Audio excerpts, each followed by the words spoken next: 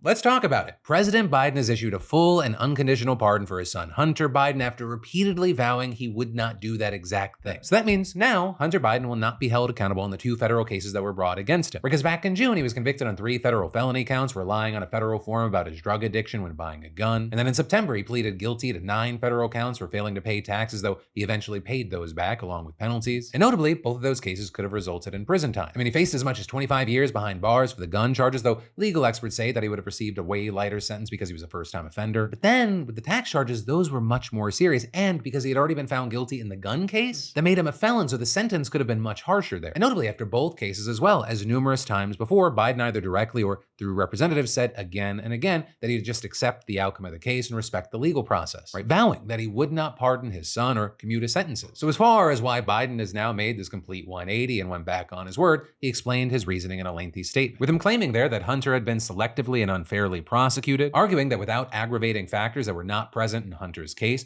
people are almost never brought to trial on felony charges solely for how they filled out a gun form, and asserting that people who miss tax payments because of addiction but eventually paid their taxes back are typically given non-criminal resolutions. With then President Biden going on to say that the charges against his son, quote, came about only after several of my political opponents in Congress instigated them to attack me and oppose my election, arguing that Hunter was singled out only because he is my son, and adding, in trying to break Hunter, they've tried to break me, and there's no reason to believe it will stop here. Enough is enough. With him then ending this by saying that he still believes in the justice system, but claiming that politics has infected this process and it led to a miscarriage of justice. With him adding that he hopes Americans will understand why a father and a president would come to this decision. Though with all that, unsurprisingly, this decision has gotten a ton of backlash from both sides of the aisle. And on one side, you saw conservatives slamming him, condemning Biden for going against his word, some calling him corrupt, with this including Representative James Comer, the chairman of the House Oversight Committee who launched investigations into the Biden family, with him claiming that the charges Hunter faced were just the tip of the iceberg in the blatant corruption that President Biden and the Biden crime family have lied about to the American people. And adding, it's unfortunate that rather than come clean about their decades of wrongdoing, President Biden and his family continue to do everything they can to avoid accountability. We also saw Trump himself chiming in on Truth Social, bringing up January 6th, writing, does the pardon given by Joe to Hunter include the J6 hostages who have now been imprisoned for years? Such an abuse and miscarriage of justice. But then all of this, as we also saw plenty of liberals criticizing the pardon as well. And there we saw some pushing back on President Biden's claim that the prosecution of Hunter Biden was politically motivated, noting that he was convicted by a jury of his peers. Others also pointing to the fact that the DOJ had previously denied those allegations, pointing to the fact that a special counsel was appointed to oversee the cases and insulate them from politics. You also had a lot of people saying this move was extremely detrimental for Democrats because it sets a bad precedent and will embolden Trump to use the DOJ for similar purposes, all while making it harder for Democrats to defend the integrity of the agency. Right? And there was no shortage of people sounding off on this. We saw the likes of Nate Silver writing, I voted for Harris despite feeling like Democrats indulged in a lot of bad behavior that voters were rational to publish. And then adding, after the White House lying about the Hunter pardon, I'm not sure how much more I can tolerate. But with all this, we've also seen a good chunk of pushback against a lot of the anger. But regarding the argument that this will just embolden Trump, you had people arguing that he was going to do whatever he wanted to do regardless and it doesn't change anything. With many pointing to people Trump has pardoned in the past, including parts of his last administration and a member of his extended family. And that because, one, just a month before leaving office, Trump pardoned his in-law, Charles Kushner, Jared Kushner's father, for tax evasion and other crimes. And then two, fast forward to this weekend, Trump announced that he had nominated Charles Kushner to be his ambassador to France, which is why if you go online, there are people that are saying Republicans or Trump supporters are being hypocrites calling this out. And then all of this is you had plenty of people applauding and defending the decision. This very notably including Eric Holder, the former attorney general under Obama, who said that the pardon was warranted and arguing no U.S. attorney would have charged this case given the underlying facts. After a 5-year investigation, the facts as discovered only made that clear. Had his name been Joe Smith, the resolution would have been fundamentally and more fairly a declination. But yeah, with all that said, I gotta ask you, where do you land on this? And I ask because depending on where you go on the internet, drastically different reactions. Hey, thanks for watching, and I hope you enjoyed this clip from the full Philip DeFranco show. And also, a big thanks to Squarespace for sponsoring our Clips channel. Turn your passion into profit over at squarespace.com/Phil or use the QR code. Because whether you're launching a business or a lucrative side hustle, your website is your digital business card. It's the only space where you control the story, no algorithms or distractions. And with Squarespace, it's so easy because they got a ton of stunning professional templates with drag and drop editing that makes site design incredibly simple, no coding required. So get started for free at squarespace.com/Phil or scan the QR code on screen and use code Phil for 10% off when ready to launch. Squarespace.com/Phil.